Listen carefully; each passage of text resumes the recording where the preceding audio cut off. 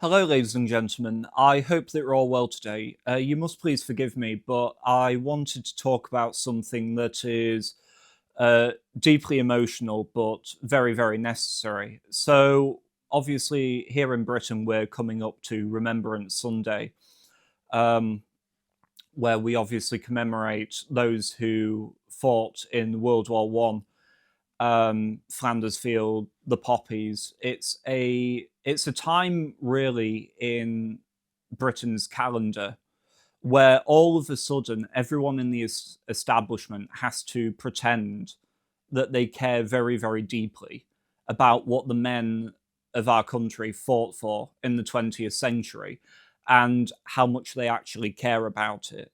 Every year, traitorous prime minister after traitorous prime minister, corrupt government after corrupt government, lays a wreath of poppies, says the words, "We shall never forget their sacrifice," and just continues to betray them at every single freaking point. And I wanted to allow this veteran here to speak, who served in World War II, and see what his opinion is about the current state of Britain. Remembrance Sunday mean for you? What is your message? My message is, I can see in my mind's eye those rows and rows of white stones of all the hundreds of my friends and everybody else that gave their lives for what? The country of today. No, I'm sorry. The sacrifice wasn't worth the result that it is now. Oh, well, I'm sorry. What do you mean by that, though, at this point? What we fought for, and what we fought for was our freedom. We find that even now it's darn sight worse than what it was when I fought for it. Oh, Alec, I'm sorry you feel like that, because I want you to know that all the generations that have come since, including me and my children, are so grateful for your bravery and all that for service personnel. And it's our job now, isn't it, to make it the country that you fought for. You absolutely fought for. Yes, it is. I'll get to two people speaking to him in just a moment. But before I do, I just wanted to say, look, I was born in 1996, right at the end of it. I've only ever known a world of Blairism. I've only ever known the peak of the betrayal, right? I wasn't around for these glorious 90s that we speak about so fondly now. I don't remember any of that. I wasn't here. And that was bad enough. But I can't begin to imagine what it must have felt like for a man like him, right? As you can see here, actually, I'll just go to this next article here. You have a man who says Alec was just 15 when war broke out in 1939. He volunteered as a messenger throughout the Blitz and spent his teenage years pulling bodies out of bombed buildings. He went on to join the Navy after promising his father he wouldn't serve on the front lines due to the horrors he'd witnessed in World War One. He served on submarines and on an aircraft carrier and took part in the Arctic convoys to Russia before taking part in the D-Day landings. Right? From 15 years old, that man was doing his duty to his country. Right? He believed in Britain, he believed in its sovereignty, he believed in protecting its way of existence.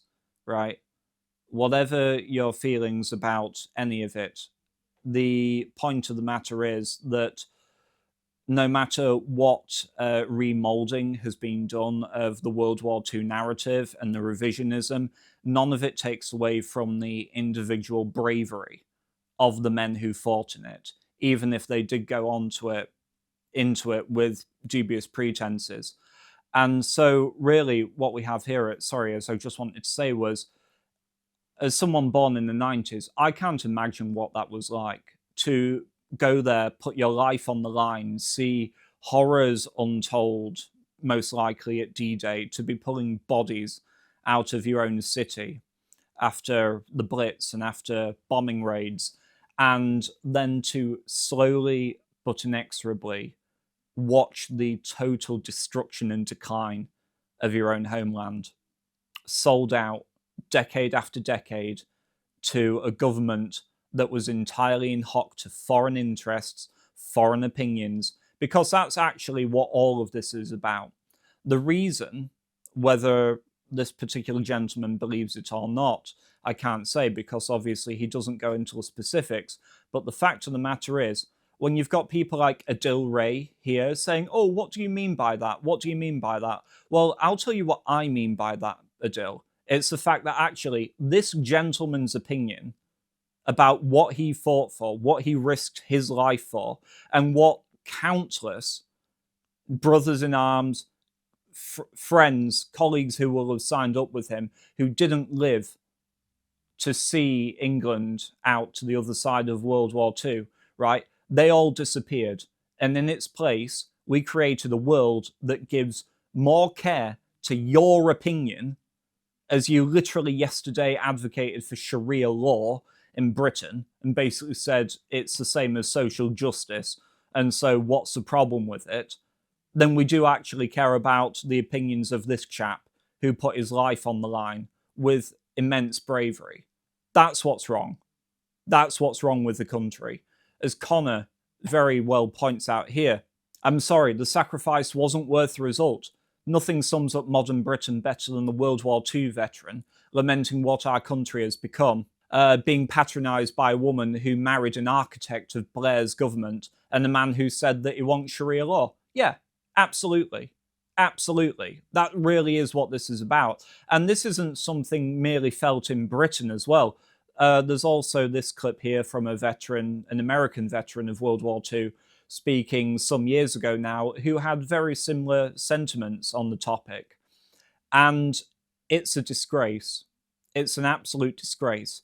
Now, I've always been very cautious, personally, of people invoking what they were fighting for when it comes to wars, because so often is the case, in fact, as is always the case, really, wars are fought for elite interests. The lowest orders accept that it's their place to go and fight in these wars, regardless of whether they're patriots or socialists or whatever, right? They just get sent to the front line and they have to fight the good fight unless they're actual pacifists. And ultimately, it doesn't really matter what their individual beliefs are as to why they're fighting, because when the day is won and the victory is had, it's not them that get to decide what it meant or what it was all for. It's the people in power that define that, which is why you see so much revisionism these days where as if they were saying, oh, well, you know, those American soldiers who went over there and socked it to Hitler, they were the original Antifa. They were the original anti-fascists. Like, they were literally fighting in segregated battalions, right? They didn't have mixed race battalions. But yeah, sure, they were Antifa. No, what they were fighting for was their own self-determination in all cases. That's what it was for. That they had the right to protect their own country and whatever geopolitical interests the governing class had at that particular time. But ultimately, in them going forward and fighting, they do it with the assurance that justice will be upheld.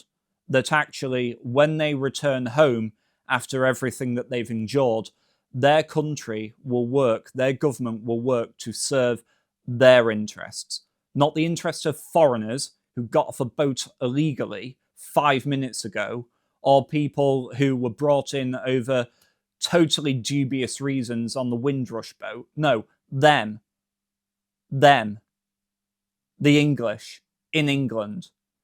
And that has been entirely betrayed.